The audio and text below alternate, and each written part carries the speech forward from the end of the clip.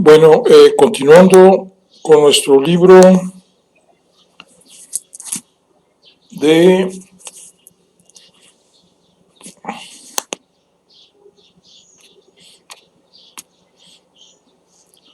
A la sombra del ángel. Vamos a iniciar el capítulo 9 y ya estamos en el año de 1910. ¿Cómo es posible?, se preguntaba Antonieta, que al cabo de un año de ausencia se encuentre una con que nada ha cambiado en casa. Inclusive su dormitorio estaba tal como ella lo había dejado. Solo Mamelita había cambiado. Era una cosita regordeta y gorjeante que corría por todo el cuarto de juegos y el jardín, con Pancha pegada a sus talones. Nadie puede ver que yo soy diferente, habría querido gritar, y tengo 10 años. Antonieta tocó el último acorde del vals triste, cerró silenciosamente la tapa del teclado y pasó del salón de música al vestíbulo. Sin saber qué hacer, giró de un lado a otro, colgada de la bola de latón de la barandilla, y finalmente subió a su dormitorio arrastrando los pies. Tras una tarde melancólica, no había nada que hacer en aquella casa. Si por lo menos estuviera Chela, pero la habían metido en el colegio de las monjas francesas. Antonieta ajustó el alto espejo de su marco de ratán y se quedó mirando su figura. Nunca serás una belleza, le dijo a la niña del espejo, pero tus manos y pies son bonitos y sabes bailar. Se quitó la blusa y la falda, metió la enagua en sus pantalones bombachos y se deshizo de los zapatos en 2 patadas. Eres Mademoiselle Antoniette, Premier Danseuse. Con gracia suave ejecutó un arabesco perfecto que terminó en un profundo plié. Inspirada, comenzó a tararear con las manos elegantemente arqueadas y el cuerpo fluyendo en una danza improvisada, y golpeando con un bastón imaginario, reprendió en francés: ¿estás en el corps de ballet o eres un cadáver viviente? Tienes que estar llena de vida y poner resortes en tus pies. La puerta se abrió de repente. Antonieta. Cristina cerró de un portazo. Deja esas ridículas prácticas. Estás medio desnuda, regañó. Vístete. Quiero que bajes. Tenemos un invitado que ha traído a su hija. Antonieta hizo frente a su madre. ¿Puedo tener una barra de práctica en el cuarto de juegos? Por favor, mamá, hay mucho espacio. Y supongo que vas a querer aprender sola. Olvida el ballet. No hay un solo maestro decente de danza clásica en México. Chela dice que una señora rusa... Apúrate, ¿me oyes? Te quiero ver abajo, ahora mismo. Cristina salió dando otro portazo. Había estado a punto de golpear a aquella rebelde que ella misma había procreado, aquella morena. Golpear a alguien. Ella sabía que Beto estaba detrás de la súbita partida de Fernando, pero nunca le permitiría vislumbrar siquiera la angustia que le había causado, ni las lágrimas que había vertido. Nunca. Antonieta dejó su libro de poesía en la mesa del pabellón y apoyó la barbilla en las manos. El tío Beto seguía sumido en el periódico de la mañana. ¿Te has fijado que Miss Eta sigue poniéndose su mismo sombrero viejo? ¿Qué? Nada. El tío Beto no escuchaba. Nuevamente mostraba aquella expresión preocupada. Si yo fuera una hoja seca colgando de tu rama, si fuera una nube veloz para volar contigo. Tío, ¿te gusta Shelley? Beto alzó la mirada por encima de su periódico. Prefiero a Rubén Darío. El español es el lenguaje de la poesía. El tío Beto ha cambiado, pensó Antonieta. Tenía el rostro crispado y su calva era más amplia debajo de la boina. Impulsivamente se levantó y fue a abrazarlo. Será mejor que vaya a vestirme. A las 2 llegan unos invitados a comer. Alzó la boina y le besó la calva. Antonio encontró a Cristina en el comedor arreglando iris recién cortados del jardín.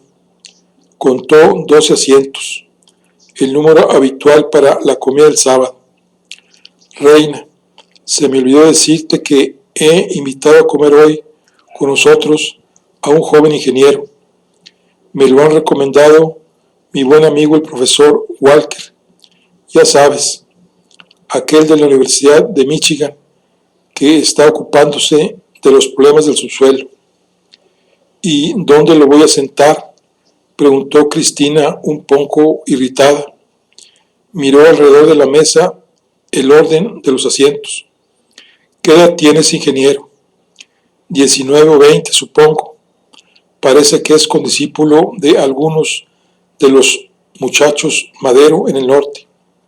Oh, y Cristina miró a su marido intrigada. Los Madero son rebeldes. Ojalá tu joven encaje aquí. Lo sentaré junto a Alicia para que puedan hablar en inglés. Cambia a Antonieta del otro lado. Creo más fácil que ella entienda su inglés. Este joven Blay es sureño, de Kentucky.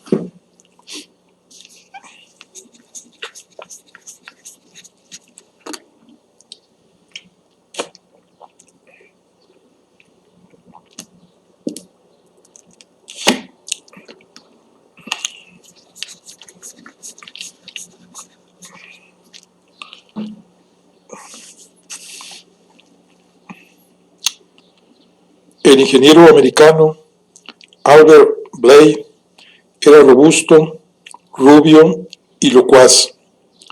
México lo había deslumbrado, dijo a su anfitrión mientras los invitados pasaron al comedor. No agregó que la imagen del mexicano, sombrerudo, moreno, dormitando al pie de un cacto, acababa de borársele. Sentado a la abundante mesa, Albert se volvió hacia la bella jovencita que tenía a la derecha y carraspeó. Señorita Alicia, lamento no saber hablar mucho español. Yo hablo inglés, le aseguró Alicia.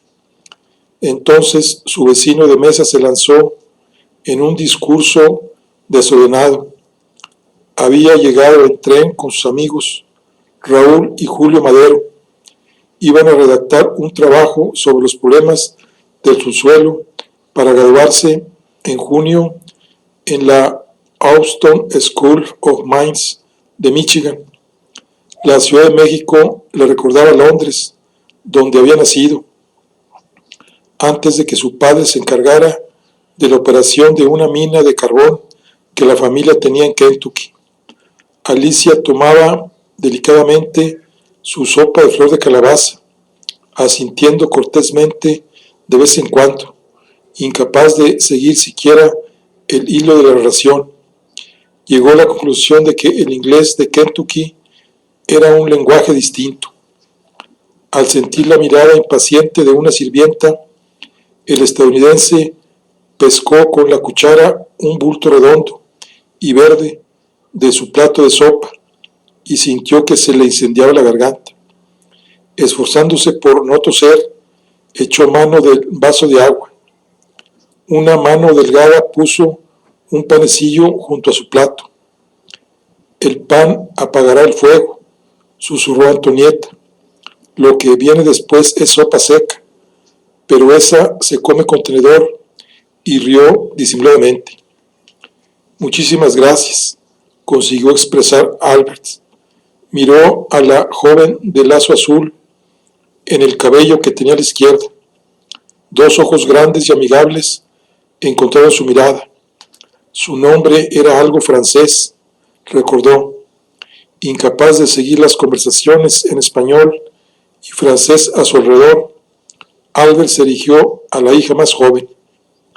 Estoy impresionadísimo con el monumento que está levantando su padre, comentó. Papá ha tenido que hacer frente a tantos problemas, explicó Antonieta en su inglés más oficial, antes de seguir con un discurso asombrosamente ingenieril. La niña no podía tener más de 12 años. Una familia impresionante, se decía Albert. Inclusive el apellido Rivas Mercado era impresionante, pero había preferido que los mexicanos pusieran su último apellido después y no antes. Raúl decía que en vez de señor, había que darle a su anfitrión su título profesional, arquitecto. Observando al joven ingeniero, Cristina llegó a la conclusión de que era un torpe y no valía la pena cultivarlo, y no volvió a pensar en él. A las 4:30, los invitados se levantaron de la mesa.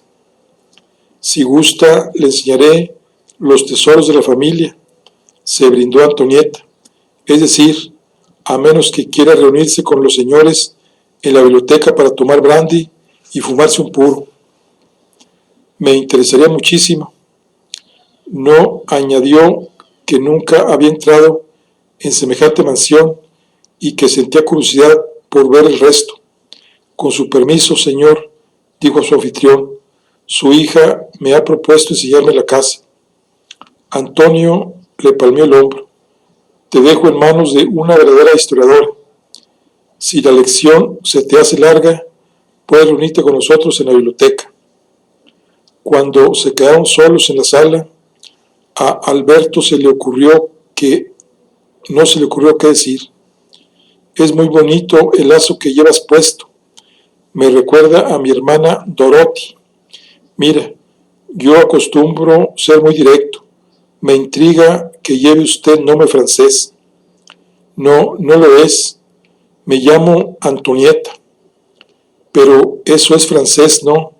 No, es un nombre mexicano. Pero usted habla francés, por supuesto. Antonieta lo condujo al salón de música, donde en un gabinete Luis XV se guardaba una colección inestimable de objetos orientales. La mayor parte de estos objetos pertenecieron a la familia de papá. Habían llegado en galeones españoles. Ve ese crucifijo de marfil. Las sombrías salas de la Inquisición estaban llenas de santos y crucifijos tallados por los paganos en China, recitó con tono altisonante. Sí, claro. Y Albert siguió escuchando atentamente mientras proseguía la lección de historia. Entonces preguntó, ¿quién toca el piano? Yo. Y Antonieta levantó la tapa del teclado y tocó un acorde. Este es mi auditorio. Y con amplio ademán señaló las fotografías dispersas sobre los bordados del mantón de Manila. ¿Quién es esa señora?, preguntó el invitado, señalando un cuadro con un marco muy trabajado. Mi abuela, Leonor Mercado, nació en Nueva Orleans y solía ir a las subastas de esclavos cuando era pequeña. ¿Quiere usted decir Nueva Orleans, en Luisiana, Estados Unidos de América? Por supuesto. Sabrá usted que Lincoln liberó a los esclavos en 1863. La niña sabía mucho de historia. Mi abuela nació en 1823, 2 años después de nuestra independencia, y se reanudó la clase de historia. Su bisabuelo había sido enviado a Nueva Orleans como ministro para establecer líneas comerciales. Al parecer, los españoles nunca permitieron que sus colonias tuvieran comercio exterior. Había que tener mucho dinero para ser diplomático, porque los diplomáticos debían pagar sus gastos. De Nueva Orleans fue enviado a Bélgica. La recitación fluía como algo bien ensayado, pero Alberto estaba fascinado, tanto por la conferencia como por la conferencista. Este es mi bisabuelo Rivas, dijo Antonieta, señalando el apagado daguerrotipo de un caballero de aspecto impetuoso, dotado de largas patillas. Era capitán del puerto de San Blas, a donde llegaban los galeones españoles, reyes de los mares, presa de los piratas y víctimas de una naturaleza tempestuosa. Y tocó otro acorde. Él mandaba descargar, cobraba los impuestos de la corona y se quedaba con lo que quería. Alzó la mirada y sonrió con picardía. Verá usted, los negocios y el contrabando van de la mano. ¿Y quién es este caballero con traje sacerdotal? Un tío abuelo. Era cura y fue un héroe. Saltó desde una torre de la iglesia de Tepic para protestar contra la incursión de las tropas realistas que perseguían a Morelos. Cuando yo era pequeña, solía confundirlo con el padre Hidalgo. Otro tío, el padre Hidalgo, fue el padre de nuestra independencia. ¿No prefiere usted dar una vuelta por el jardín? No, por favor, prosiga. México me tiene interesadísimo, fascinado. Hábleme de este guapo caballero. Es mi abuelo Rivas, el padre de mi padre, respondió la joven historiadora y siguió con su relato. Después de la independencia, el abuelo Rivas había ingresado en una empresa comercial inglesa que exportaba cosas tales como perlas del mar de Cortés. La emperatriz Eugenia de Francia envidiaba el collar de perlas de mi abuelita. Serán para mí algún día cuando sea mayor, declaró moviéndose orgullosamente la cabeza. Sonriendo, Albert apoyó los codos en el piano. Si a su abuelita no le importa, me daría muchísimo gusto oírle interpretar algo. Antonieta se ruborizó, súbitamente tímida. ¿Qué le gustaría oír? Mi hermana Dorothy toca Chopin. ¿Sabe algo de Chopin?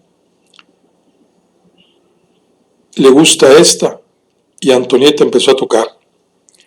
Albert observaba las manos que corrían por el teclado, asombrado por los matices y el ardor que ponía en el polonaise. Observaba el mollo de seda azul que oscilaba entre el cabello cuando los acordes eran fuertes y los ojos cuya expresión adquiría tal dulzura al prolongarse armónicamente la melodía. Se preguntó si muchas mexicanas serían tan nobles como aquella joven. Antes de acostarse, Antonieta pensó en el rubio americano de chistoso acento. Estaba entusiasmado con México, pero no había parado de hablar de Madero y los pobres. Quizá no había pobres en Estados Unidos.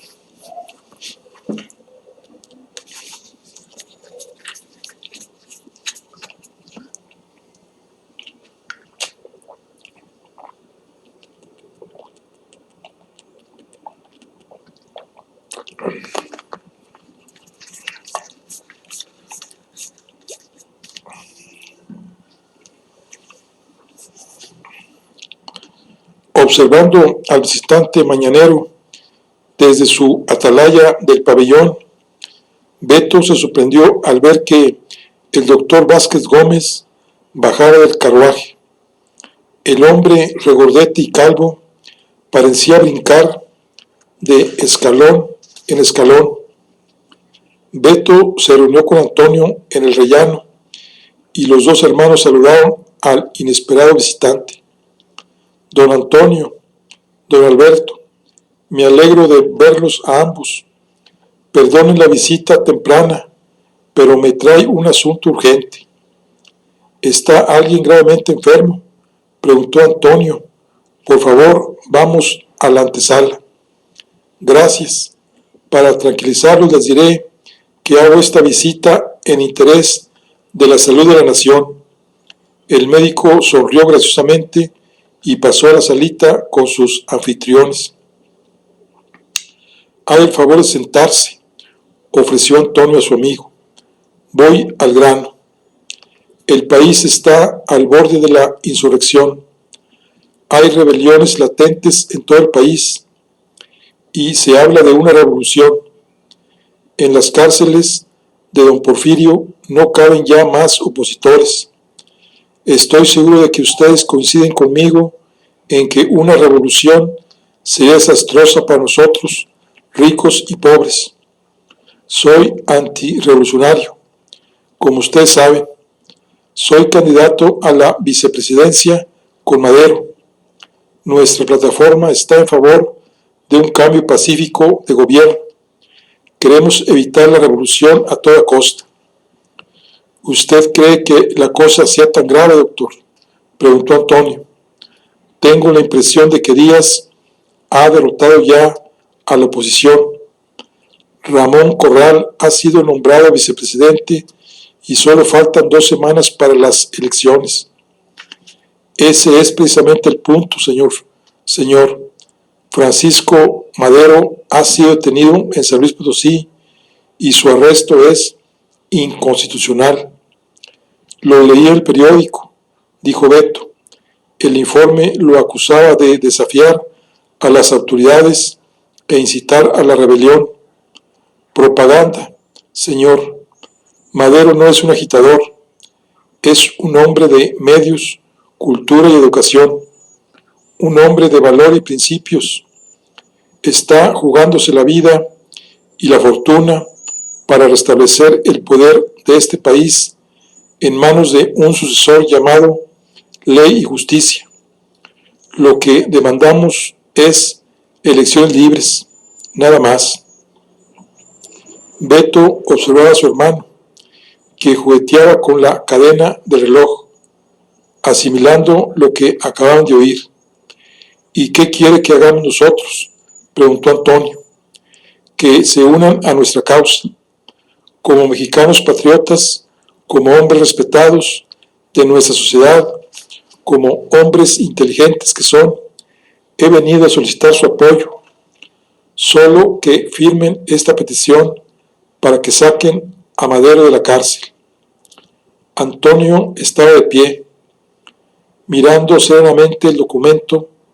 Su memoria lo devolvió al sitio de París en 1871. Un joven, Antonio, que corría para salvar la vida, perseguido por un soldado prusiano que había estado golpeando a un inocente ciudadano. A mano limpia había golpeado al soldado antes de echarse a correr. ¿Cuántos crímenes se habían cometido en nombre de ley y justicia? Lo había leído en Dante, Dickens, Dumas, Dostoevsky, en una sola letra del alfabeto. La oposición pintaba a Díaz como un tirano con botas aplastando a las masas. Su gobierno era acusado de corrupto y codicioso, pero la corrupción siempre había existido. Era un hongo pernicioso, plantado en todo el sistema social por los españoles y los aztecas antes que ellos. En cuanto a la codicia, no era privilegio de clases.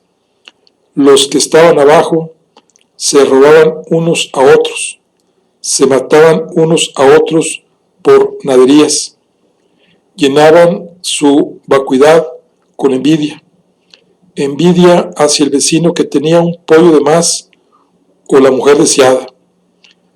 ¿Podría ese Madero sacar a este pobre diablo de su agujero, un hombre débil en el poder podía dar paso a una revolución. Claro que reinaba la injusticia. Había hacendados que se preocupaban más por sus burros que por sus peones. Pero, ¿qué decir de los buenos hacendados como su hermano Luis? Luis proporcionaba alimentos, escuela, médico y cura a sus peones. La revolución significaría la muerte para la academia, para su obra. Él debía su posición y su riqueza al viejo. Firmar aquella petición sería una declaración de ingratitud. El doctor seguía esperando. Colocó su petición sobre la mesa. Tengo la esperanza de que podamos obligar a Díaz a entrar en razón, a renunciar y convocar a elecciones libres. La celebración del centenario en septiembre sería entonces un magnífico tributo, una despedida honrosa. ¿Firmará usted, Antonio? No puedo. A pesar de todo lo dicho y hecho, doctor, soy porfirista. También yo soy porfirista, declaró Beto, levantándose pesadamente del profundo sillón de cuero. Pero un buen amigo me ha sugerido que abra las ventanas empañadas de mi mente y deje entrar algo de aire fresco. Sonrió. Creo que un nuevo gobierno es lo que necesita la salud de la nación. Yo firmaré su petición, doctor. En agosto, la fiebre del centenario se había apagado el país. Mira estas fotos, tío Beto, exclamó Antonieta, señalando el periódico. Pueblos y ciudades decorados para la gran fiesta.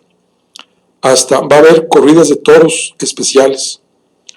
Un obsequio para su pueblo de nuestro César reelecto, observó cínicamente Beto.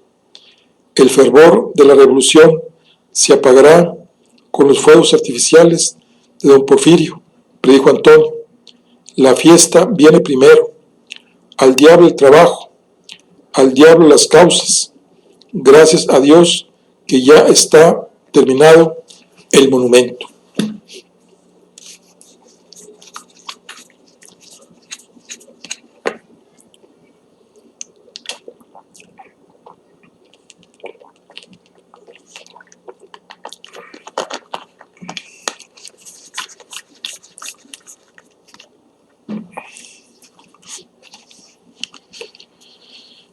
En la capital se retiraron las barreras, desaparecieron las desviaciones que habían atascado las arterias principales y el tránsito fluía por anchas calles nuevas y avenidas bordeadas de árboles.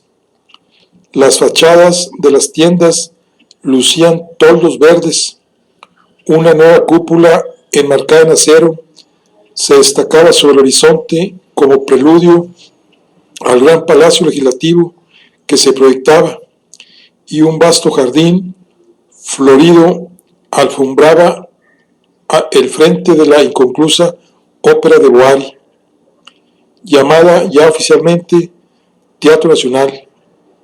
Habían raspado y pintado de nuevo las escuelas públicas, así como las puertas de la universidad, por largo tiempo cerradas, que se volvieron a abrir con un desfile de personalidades internacionales portando augustos birretes y togas.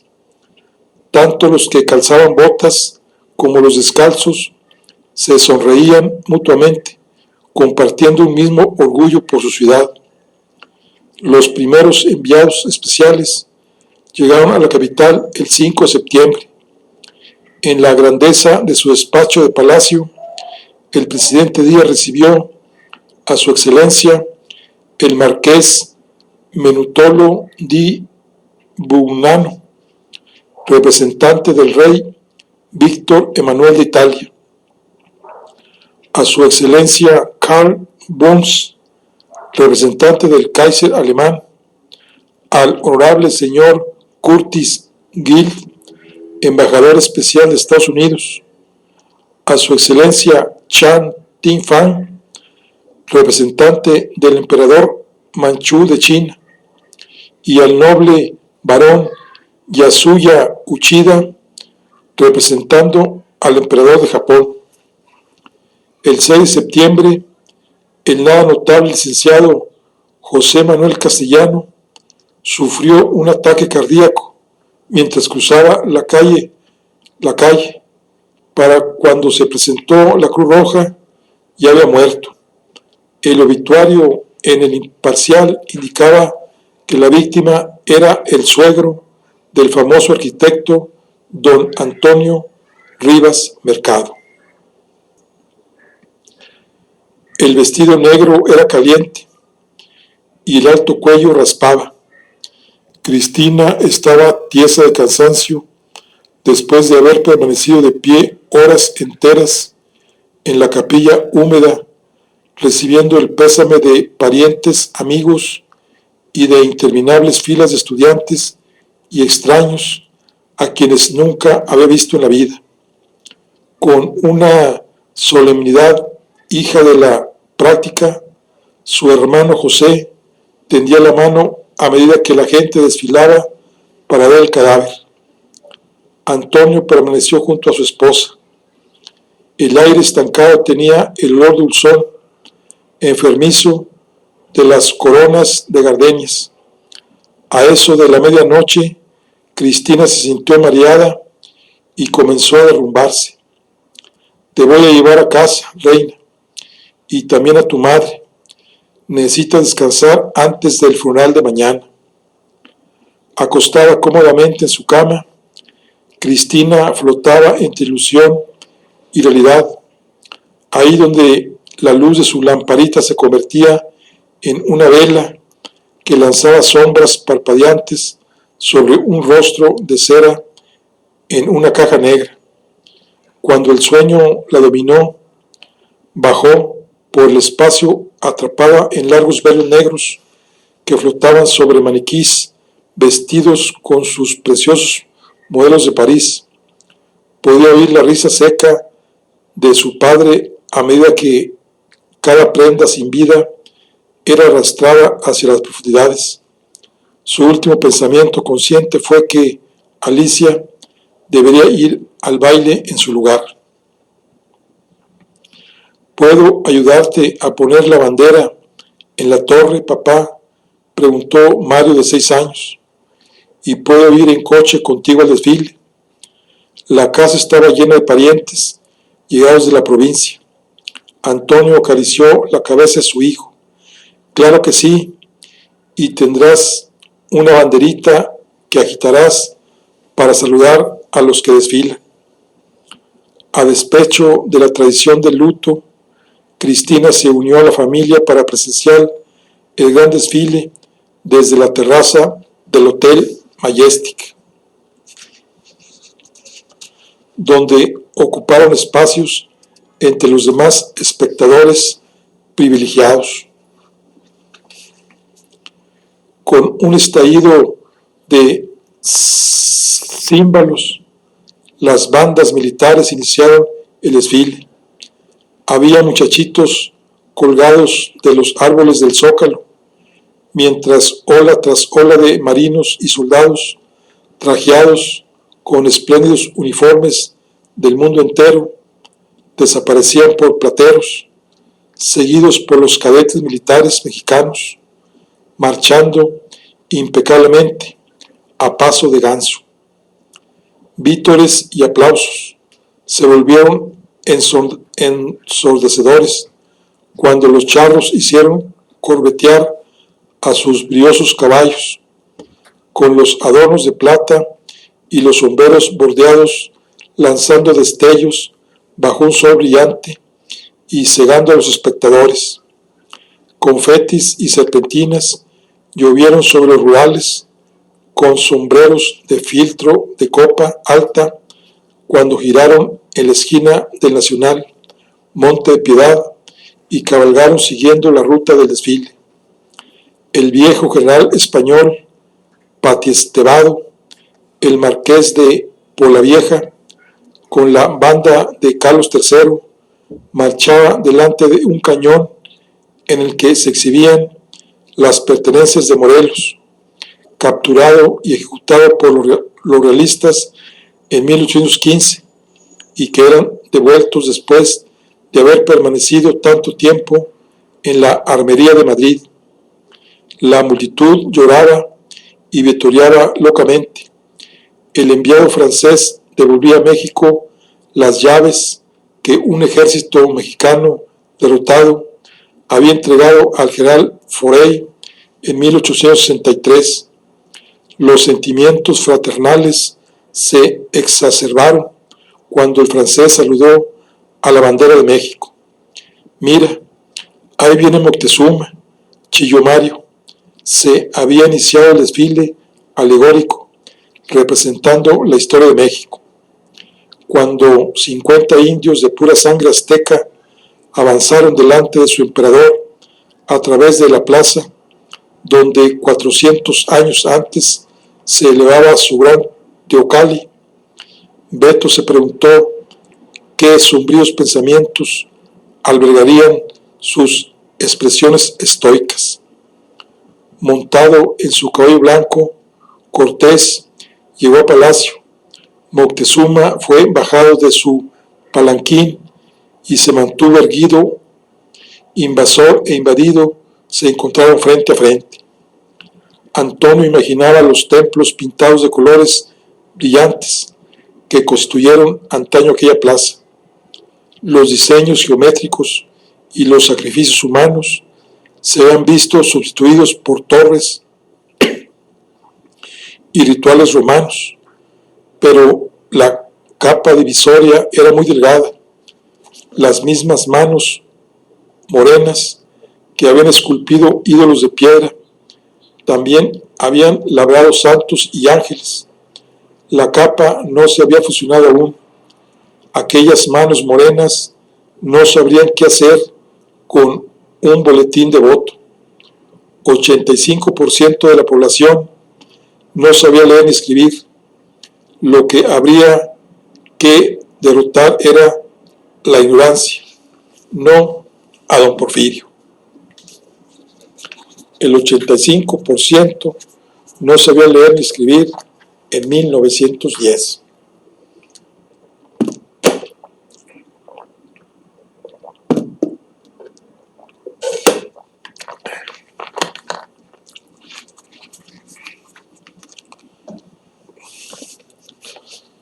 Justificando todos los vaticinios, Alicia se había convertido en una bella joven. Aún no cumplía 15 años y ya llevaba su bien torneado cuerpo con dignidad y casta. Su sonrisa comedida era natural, sugería inocencia y no invitaba al coqueteo. Estaba muy quieta mientras le probaban el vestido lila de su madre, bordado con aljofar para el gran baile. La caída de la falda es perfecta. Madame Gautier estaría orgulloso, comentó Antonieta, llena de admiración. No sentía celos de su hermana, cuyo perfil pronto sería descubierto en la puerta de bronce del monumento de papá.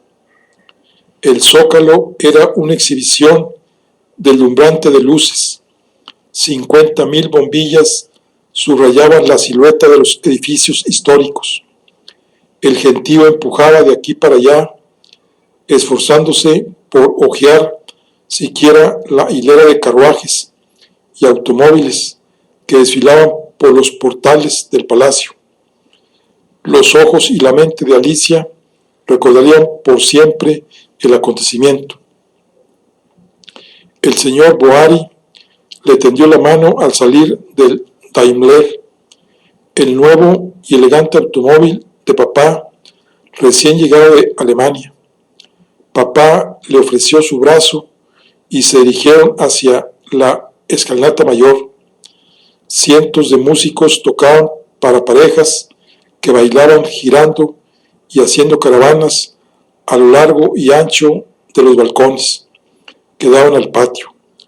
Pudo ver un reflejo de sí misma cuando pasaron por el Salón de los Espejos, que papá había redecorado recientemente en toda su elegancia versallesca.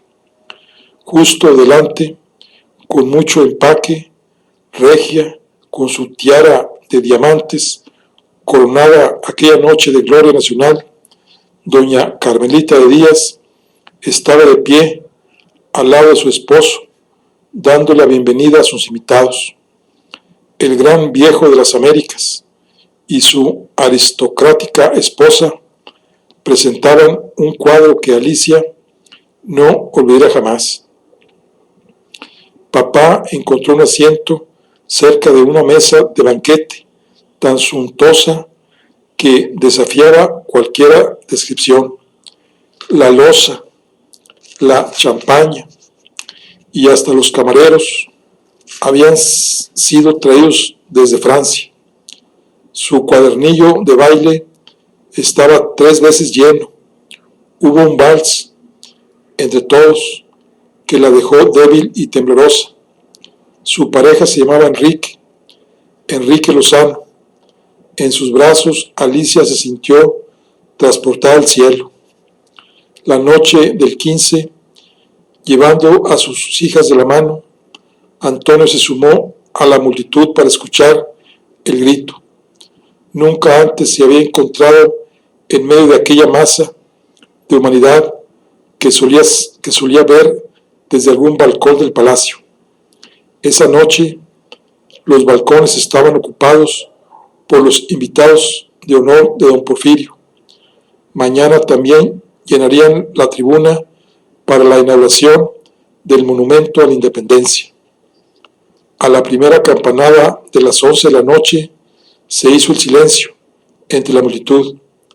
El mar humano alzó las miradas hacia la torre reloj. El balcón central se iluminó de repente. Don Porfirio avanzó. La bandera roja, blanca y verde de su magistratura cruzándole el pecho. Su cabellera y su bigote blanco destacaban sus bellos rasgos morenos. Se le habían llenado los ojos de lágrimas al contemplar el gentío reunido para rendirles homenaje a él y a la nación. Con voz retumbante se lanzó el primer viva. La respuesta fue ¡Viva México! En las torres de la catedral se leyeron las palabras Progreso y Libertad. La respuesta de la muchedumbre fue subiendo en crescendo hasta que el último Viva México estalló sobre el zócalo. Las campanas de la catedral se lanzaron al vuelo y la noche se vio iluminada por los fuegos artificiales. Entonces se oyó otra aclamación: ¡Viva don Porfirio! Cientos de guitarras le dieron serenata por su cumpleaños. Don Porfirio, a los 80 años, había llegado a la cúspide de su prestigio, tanto en su país como en el extranjero. Abriéndose paso entre la multitud, Antonio condujo a sus hijas de vuelta al coche. En Plateros, la policía montada se dedicaba a dispersar a una chusma portadora de banderines que decían ¡Viva Madero! El alba lanzaba sus primeros rayos cuando Antonieta despertó. A las 10 de la mañana, ese mismo día, se inauguraría el monumento de papá, que estaba construyéndolo desde que ella tenía memoria. Abrochó su bata, buscó sus zapatillas y bajó las escaleras de puntillas. Ya se oía palmear las tortillas en la cocina y una luz pálida envolvía el jardín como un velo translúcido. A toda prisa bajó corriendo la escalinata de piedra hasta el camino de coches. Levantó el rostro hacia el cielo y alzó los brazos. No había una sola nube. Por favor, Dios mío, suplicó, que sea hoy un día perfecto. Antonio estaba de pie entre su esposa y su hija mayor. y Antonieta al lado de Alicia, sujetando la mano de Mario. El tío Beto le aferraba la otra mano. Detrás de ellos, Sabina llevaba a Memelita en brazos. Era un momento emocionante. La Guardia Presidencial estaba en posición de firmes, mientras el presidente Díaz y sus ayudantes tomaban asiento. Entonces, una fanfarria de la banda militar anunció el inicio de la ceremonia. Antonio fue el primer orador.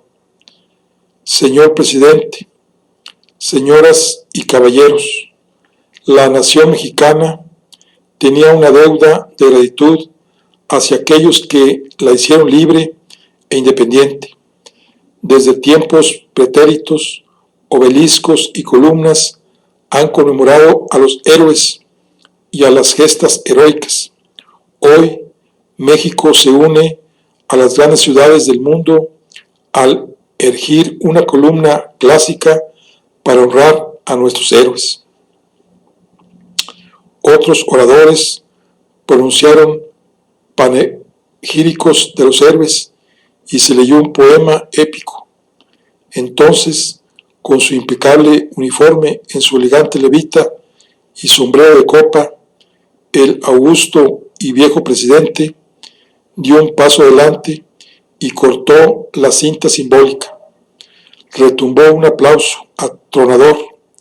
La banda militar tocó el himno nacional y sus notas más altas resonaban muy claras en las voces de un coro de niños.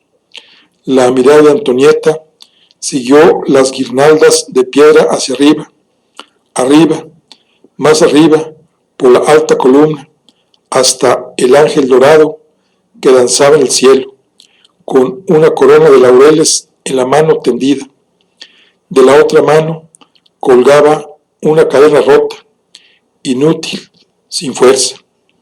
El aire era puro, el cielo de un azul cerúleo. Con los ojos derramando lágrimas de orgullo, Antonieta formó con sus labios la letra del himno. Mexicanos, al grito de guerra, el acero aplastado y el bridón, y retiemble en su centro la tierra al sonoro rugir del cañón. Sereno, el ángel dorado seguía danzando en el cielo. Bueno, aquí concluimos la charla del día de hoy. Nos vemos en la siguiente. Hasta luego.